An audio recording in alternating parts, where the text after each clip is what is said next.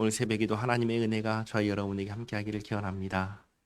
오늘 말씀은 에스겔에게 하시는 하나님의 말씀입니다. 에스겔은 보좌 위에 사람의 형체와 모양으로 계신 하나님을 보고 엎드렸습니다.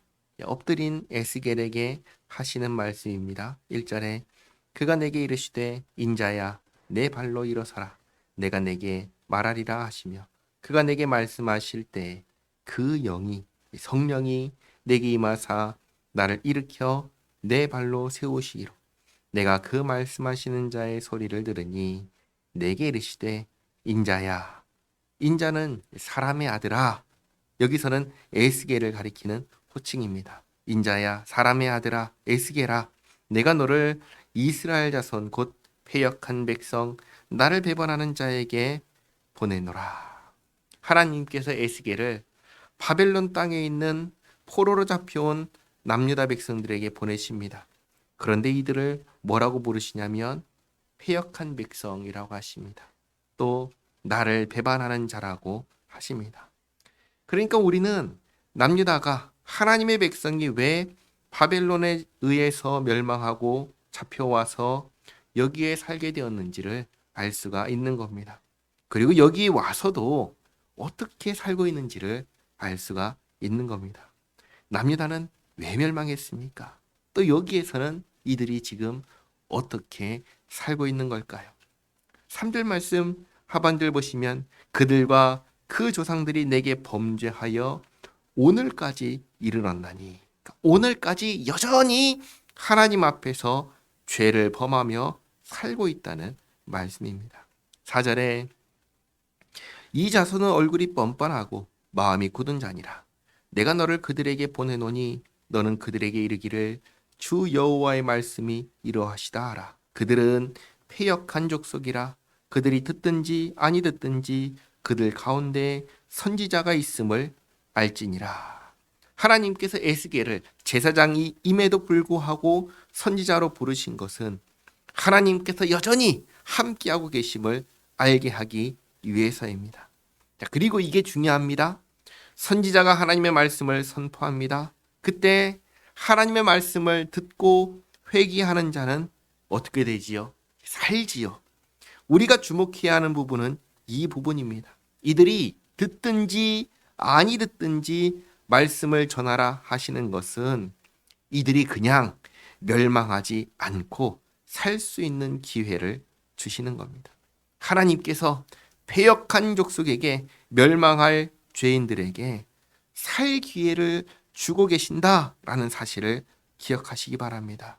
우리 하나님은 참으로 자비하신 하나님이십니다. 그리고 이 일을 감당할 에스겔에게 말씀하십니다. 6절에 인자야 너는 비록 가시와 찔레와 함께 있으며 전갈 가운데에 거주할지라도, 이게 지금 포로로 잡혀온 이스라엘의 상태였습니다. 하나님을 미워하고 싫어하고 거스르는 자들입니다. 그야말로 악한 상태에 있습니다. 그러니 이들에게 하나님의 말씀을 전한다는 것은 쉬울까요? 어려울까요? 어려운 거죠. 절대로 쉬운 일이 아닙니다. 그렇기에 하시는 말씀입니다. 그들을 두려워하지 말고 그들의 말을 두려워하지 말지어다. 그들은 패역한 족속이라도 그 말을 두려워하지 말며 그 얼굴을 무서워하지 말지어다. 그들은 심히 패역한 자라. 그들이 듣든지 아니 듣든지 너는 내 말로 고할지어다. 여기서 우리는 또 에스겔의 사명이 무엇인지 알 수 있습니다. 에스겔의 사명은 무엇인가요? 하나님의 말씀을 선포하는 것입니다. 하나님께서 말씀하시면 하나님의 말씀을 그대로 선포하면 되는 겁니다. 하나님께서 그 이상을 요구하지 않으십니다. 8절에 너 인자야 내가 내게 이르는 말을 듣고 그 패역한 족속같이 패역하지 말고 내 입을 벌리고 내가 내게 주는 것을 먹으라 하시기로. 그러니까 안 먹으면 불순종하는 것이고 불순종하는 것은 남유다 백성들이 이미 하고 있는 짓입니다. 그러니까 패역한 족속은 결국 어떤 족속이냐? 하나님께 불순종하는 족속이라는 겁니다. 하나님께 불순종하는 사람은 패역한 사람입니다. 하나님께서 에스겔에게 말씀하십니다. 너는 불순종하는 사람, 패역한 사람이 되지 말아라. 너는 순종하는 사람이 되어라. 너는 내가 내게 주는 것을 받아 먹어라. 그리고 9절, 내가 보니 보라 한 손이 나를 향하여 펴지고 있고 보라 그 안에 두루마리 책이 있더라. 그가 그것을 내 앞에 펴시니 그 안팎에 글이 있는데 그 위에 애가와 애곡과 재앙의 말이 기록되었더라. 아멘.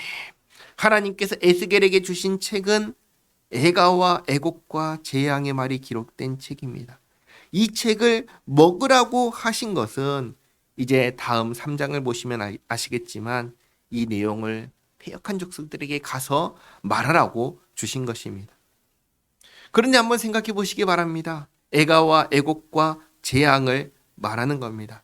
그 말을 듣고 누가 좋아할까요? 그렇지 않아도 패역한 족속, 불순종하는 백성들입니다. 아무리 생각해 봐도 좋아할 사람이 없습니다. 오히려 에스겔을 해코지할 것입니다.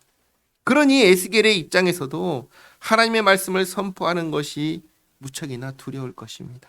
그러나 하나님께서 선포하라 하십니다. 두려워하지 말고 선포하라 하십니다.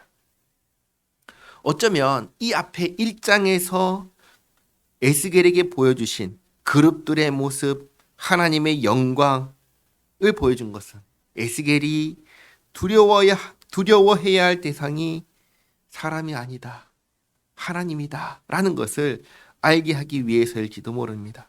그리고 어쩌면 요나가 니느웨 성에 가서 40일 후에 멸망한다고 선포했을 때 그들이 듣고 회개하여 살았던 것처럼 이들이 살기 위해서 들어야 하는 말씀이 애가와 애곡과 재앙뿐일지도 모릅니다. 누가 괜찮다, 잘하고 있어 라는 말을 듣고 회개할까요? 그런 말을 듣고 회개할 사람은 없죠. 잘못하고 있다, 이렇게 살면 망한다, 애가와 애곡과 재앙의 말을 듣고 누군가는 회개할지도 모르니까 그 말씀 가서 전하라 하십니다. 하나님께서는 이렇게 여전히 패역한 족속 죄인들에게 말씀하십니다. 멸망을 선포하는 것조차 사실은 구원하기 위해서 하시는 말씀인 것입니다. 기도하겠습니다. 하나님 감사합니다. 멸망하는 것이 마땅한 죄인을 내버려 두지 않으시고 살게 하시려고, 회개하게 하시려고 말씀하시는 주님의 자비하심과 은혜에 감사드립니다. 주님 말씀 앞에 늘 저희들 자신을 돌아보게 하시고 회개하게 하시고 제자리로 주님 앞으로 돌아오게 하옵소서. 주님 앞에 패역한 족속이 아니라 주님께 순종하는 주님의 백성, 주님의 사람, 주님의 자녀로 살게 하옵소서. 예수님의 이름으로 기도하옵나이다. 아멘.